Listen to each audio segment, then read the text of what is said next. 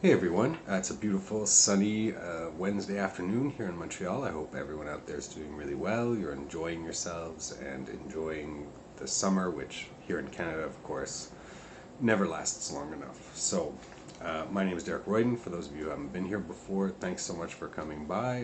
You can bookmark the page if you're on the blog, or you can find the blog if you want to check my sources. If you're on YouTube, I always post the blog below so that you can you know, keep me honest. So today I wanted to talk about something that's really kind of been all over the news for a while. I mean, more the book review news and right-wing press, and it's this concept of cultural Marxism. To begin with, Marx really didn't write about culture. He wrote about sociology, about economics. He's probably one of the most interesting and informative critics of capitalism there has ever been. But leaving this aside, this idea of cultural Marxism in its current form, or in this current naming, is something relatively new. It's from around the 1990s. There were a number of conservative intellectuals who pushed this idea that basically out of the Frankfurt School, which were a bunch of mostly actually Jewish people, Jewish professors, especially in sociology, who relocated to the United States in the 1930s, had this idea of cultural Marxism in the sense of kind of getting away from the commodification and mass production of culture. But this idea that they had has been twisted by these right-wingers into kind of a secret cabal or a conspiracy in order to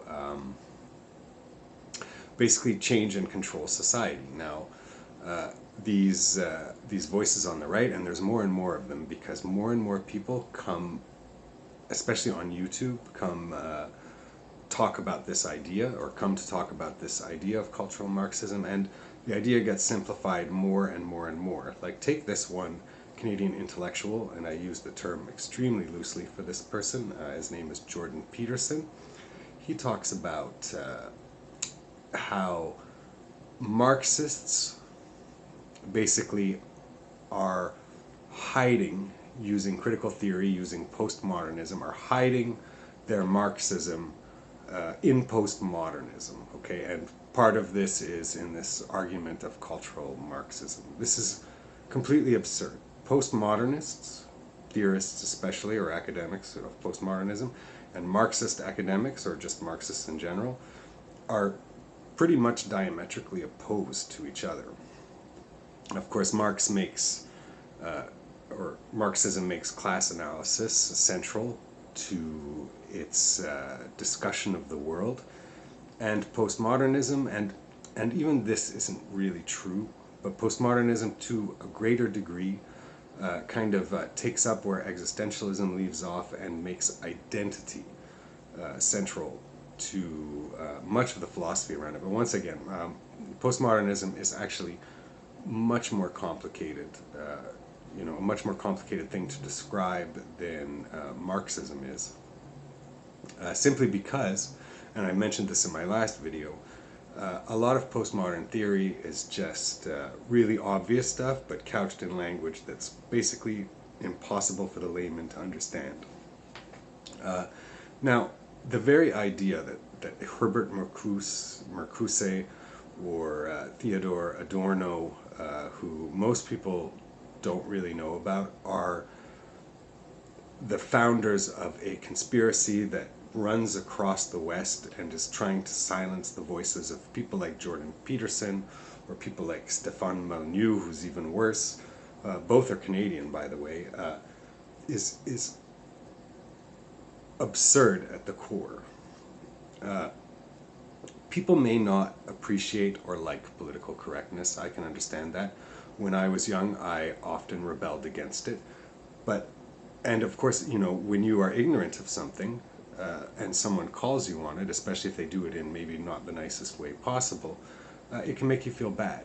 It's happened to me, but the thing is if you actually use your brain and think critically about it afterwards, you'll often find that the person was correct in criticizing you for using, say, the language you used to describe a person, which could be hurtful.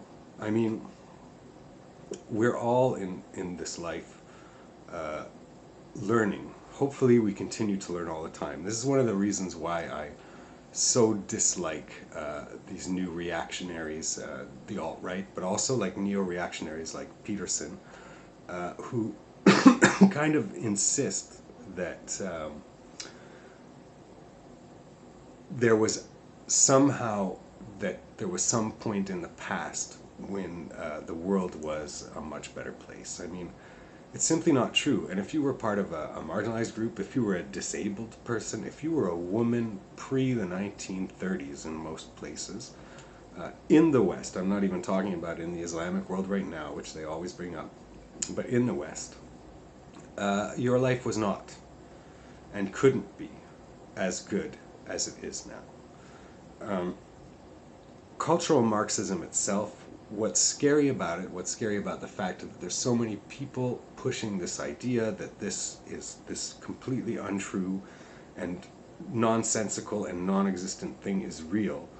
What's scary about it is that the Nazis had a term, cultural Bolshevism, which they used to criticize modernism, mainly modernism in art.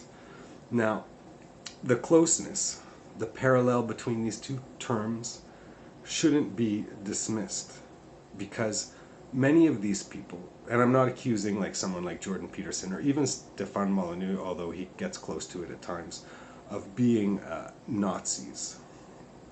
This is not what I'm saying, but what I'm saying is they're a gateway to the Nazis that are out there online, you know, places like the Daily Stormer. Just as, you know, we've seen with this horrible attack in Toronto, the incel community or men's rights activism is also a gateway into Nazism. We've seen this happen. We saw this in Charlottesville. It's not a joke. Now, I don't spend all of my time worrying about this, but more and more on YouTube and on various platforms, I'm seeing, even in the New York Times last week, they did a whole long article called The Intellectual Dark Web about, Peterson's included in it, some other people, you know, who, even like Joe Rogan, who I don't really mind, who I just don't think really, you know, he's a great interviewer, but he doesn't necessarily really have the knowledge necessary to bring to these conversations, but even that's fine. But just saying that, you know, even the New York Times, Barry Weiss in the New York Times last week did this whole spiel about these people and how they're renegades, and these are really well-funded people. A lot of them are connected to large conservative groups, to think tanks, but even if not, they have their fans who seem to delight in giving them money, which is fine, and they have every right to have their opinions and their ideas out there. But I just think it's really important, if someone starts talking about, you know, the relation of IQ to race, or how women shouldn't work in the same environments as men, as Jordan Peterson has said, you really have to, like, think about even these little things. Even if what they're saying in total makes some sense to you, think about these little things in there, and remember that these people have opened up a culture war, and they will continue this culture war until people who just differ from them in their opinion. It's kind of funny because they always talk about free speech, and yet the moment you criticize them, which is of course fundamental to free speech, they say that you're taking their speech away.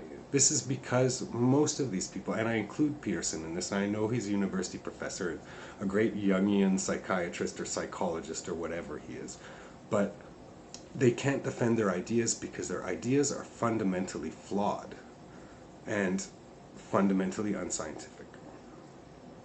I don't know, this is just my opinion, you know, it'd be interesting to see what maybe some other people think about this, but you know, I just wanted to make it clear that there's absolutely no such thing as cultural Marxism, so no one out there needs to worry about it. Thanks so much for watching. Have a great day.